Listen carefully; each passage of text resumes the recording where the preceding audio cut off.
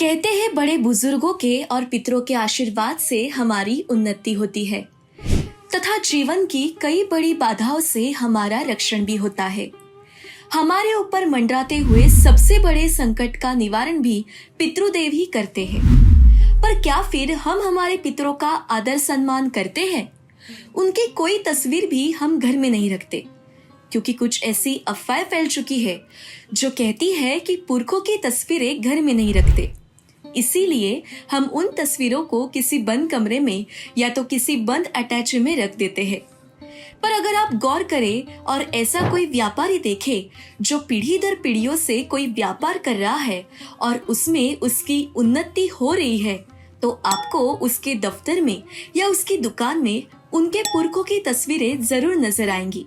हमारे जिन पुरखों ने हमें आशीर्वाद दिए हैं, जिन्होंने हमारे लिए कष्ट भी सहे हैं, जंगलों में जाकर कईयों ने अपनी आने वाली पीढ़ी के लिए तप भी किए हुए हैं, उनके प्रति हमारा भी कुछ कर्तव्य है। इसीलिए उनकी याद में उनकी तस्वीर हमेशा घर में होनी चाहिए।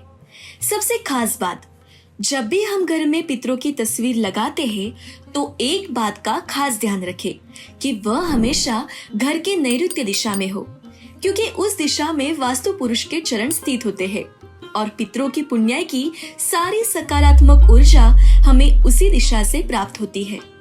आपको ये ध्यान रखना है कि नैऋत्य दिशा में कभी भी कोई शौचालय या प्रवेश द्वार या कोई नकारात्मक ऊर्जा का स्रोत ना हो, जो हमारे पितरों से हमें अलग कर देगा।